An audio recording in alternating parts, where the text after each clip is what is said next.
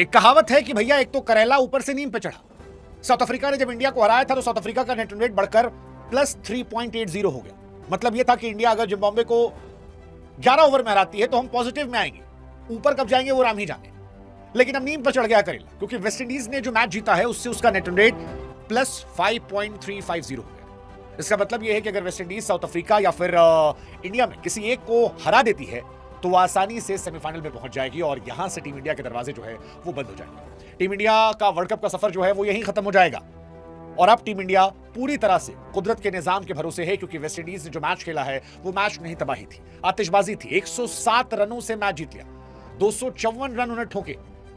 Zimbabwe जो है वो 147 बनाती है, ऑल आउट हो जाती है। आखिर में उनके कुछल्ले बल्लेबाज ने 30-40 रन मार दिए, वरना तो लग रहा था कि 100 रन के अंदर सिमटने वाले हैं। लेकिन जो ये नेट रन रेट का पहाड़ वेस्ट इंडीज लेकर गई है, अगर वो साउथ अफ्रीका को हरा देती है और फिर इंडिया से हार भी जाती है तो भी वो क्वालिफाई कर रही है।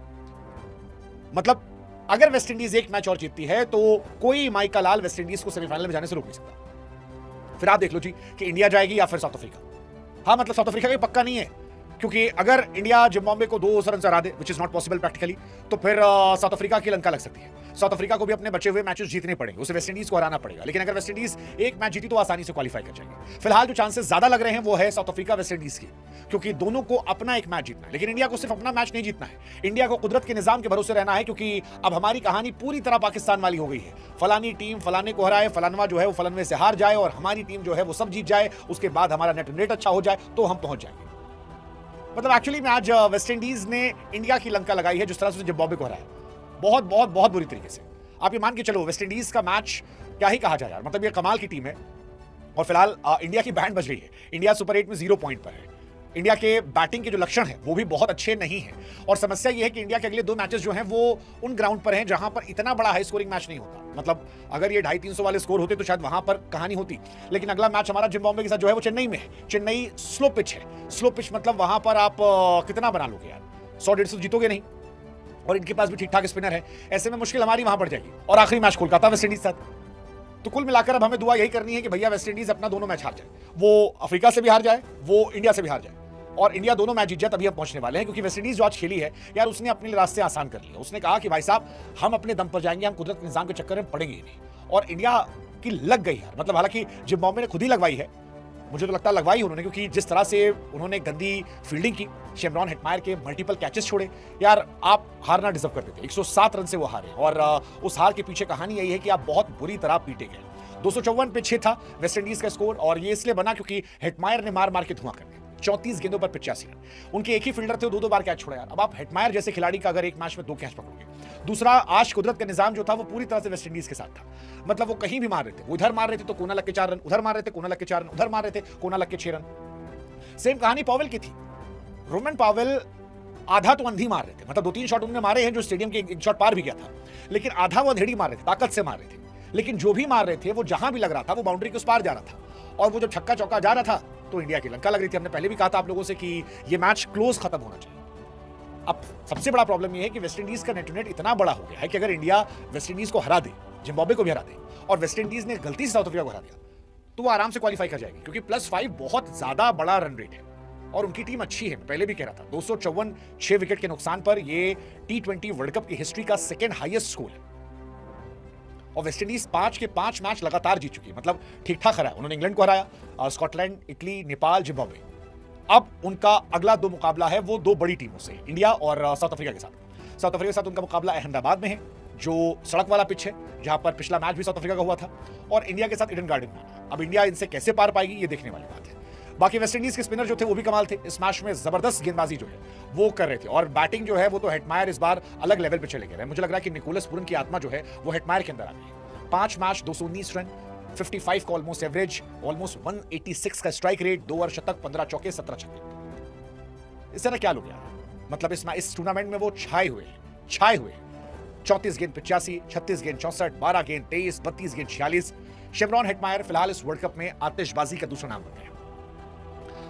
आई डोंट नो यार क्या बोलूं मैं, मतलब थोड़ी सी इज्जत जो है वो आखिर में ब्रैड इवेंस ने बचा ली थी, वो 44 रन जो उन्होंने मारे, वरना एक समय तो लग रहा था कि यार ये मैच कुछ बचा ही नहीं है। पूरी तरह से मैच जो है वो खत्म हो गया है। इस मैच में 31 छक्के पड़े हैं, जो अब तक T20 वर्ल्ड कप के किसी मैच में सबसे ज्यादा पड़ने वाले छक्के हैं। और अगर आप बात करोगे वेस्ट इंडीज की सबसे बड़ी जीत में, तो फुल टाइम जो टीम रही है, फुल टेस्ट मैच खेलने वाली टीम रही है, उसमें तो सबसे बड़ी जीत है। इससे पहले उन्होंने 134 रनों से युगांडा को हराया था, लेकिन आज 107 रनों से हराया है, जिसमें अफगानिस्तान का उनका रिकॉर्ड अपना टूटा है। हालांकि मुझे भी लगता है कि south Africa can defeat West Indies और इंडिया को जिम्बाब्वे को एक ठीक ठाक मार्जिन से हराना चाहिए। उसके बाद लेट्स जस्ट होप कि साउथ अफ्रीका इनको हरा दे और फिर हम हरा दें। और इंडिया को जिम्बाब्वे के सामने एक मार्जिन रखना पड़ेगा, वही मार्जिन जो इंडिया जैसा वेस्ट इंडीज ने रखा। बताया कि बड़ी टीमों और छोटी टीमों में अंतर होता है, तो ये अंतर अगर वो दिखाएंगे तो शायद मजा आ जाए। मैंने कहा था कि हेटमायर ने पूरन की आत्मा को समेटा है। पूरन ने पिछले साल वर्ल्ड कप में, पिछली बार जब वर्ल्ड कप हुआ 17 छक्के मारे थे, हेटमायर ने 17 इस बार मार दिए। क्रिस गेल के 16 छक्के रहे हैं, तो उनका रिकॉर्ड जो है वो भी आज टूटा है। ये हाईएस्ट छक्कों का रिकॉर्ड है। इंडिया में तो अभिषेक शर्मा के बैट से एक भी नहीं निकला अब तक, एक ही निकला शायद, तो ये भी अनफॉर्चुनेट है। वेस्ट इंडीज इस वर्ल्ड कप की पहली टीम है जिसने 250 मारा है। हम ये मान रहे थे कि वो हम पहले होंगे, बट हुआ ही नहीं। अभी भी श्रीलंका का हाईएस्ट है 260 रन, ये वर्ल्ड कप के पहले एडिशन में था, केन्या के सामने मारा था 2007 में। अब तक टूटा नहीं है। अब अगर इंडिया को यहां से आगे अच्छा करना है तो जो परसों उनका मैच है उसमें उन्हें 270, 280, 290 मारना पड़ेगा। अगर वो इसके आसपास जाते हैं तो कहानी बन सकती है। और अगर पता लगा कि सिकंदर रजा आके पहले ओवर में अभिषेक या ईशान को उड़ा ले गए तो फिर इंडिया की लंका लग जाएगी और इंडिया कोई कहानी नहीं रहने वाली। सो अगर इंडिया को यहां से अच्छा करना है तो एक तो दुआएं मांगिए, ऊपर वाले से प्रार्थना कीजिए कि भाई साहब साउथ अफ्रीका जो है वो वेस्ट इंडीज को हरा दे, और दूसरा आप रूथलेस हो जाइए। आप जिम्बाब्वे को मतलब हरा दिया, 200 रन से हरा दिया, हमारो यार 300 मार दो, 100 रन पे ऑल आउट करो यार। अब ऐसा ही कुछ करना पड़ेगा, किसी एक को तो आकर ऐसा करना पड़ेगा अगर आप चाहते हो कि कुछ बड़ा हो। और अगर आप 250, 350 नहीं मारोगे और आप 150 रन से नहीं जीतोगे, 150 रन से जीतो भाई। अगर आप चाहते हो कि आप आगे जाओ और 150 रन से जीतने के लिए आपको 300 मारना पड़ेगा, तो क्या इंडिया में दमखम है कि वो 300 मार सकते हैं? वेल आई बिलीव उनमें दमखम तो है, आई बिलीव दमखम है वो मारे। आप क्यों निर्भर हो रहे हो? आप ये मान के चलो कि अभी भी आपके पास 2 मैचेस हैं और आपके पास चांस है। अगर अगला मैच आप 150, पौने 200 से जीत जाते हो और फिर वेस्ट इंडीज को भी आप 60-70 रनों से हरा देते हो या 5-6 विकेट से या जल्दी 10 बार 12-15 ओवर में हरा देते हो, तो फिर आपके चांसेस हैं। बट पॉइंट यही है कि उस लेवल पे क्या जाकर हम खेलेंगे।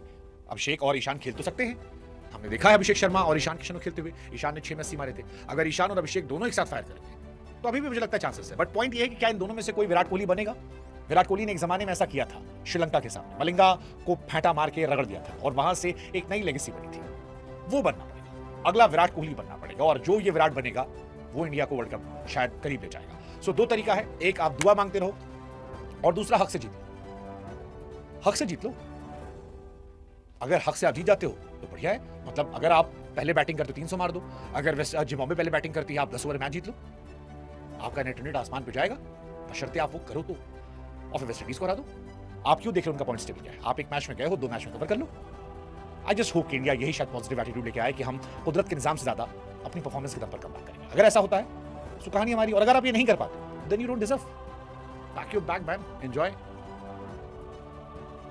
Thank you Gautam Gambhir, thank you Suryakumar Yadav. Let's see क्या होता है, but I hope India come back करे। आई होप ईशान और अभिषेक कम बैक करे। आई होप ईशान, अभिषेक, तिलक, सूर्या, हार्दिक, रिंकू, दुबे ये करवा ले। I hope. Let's C.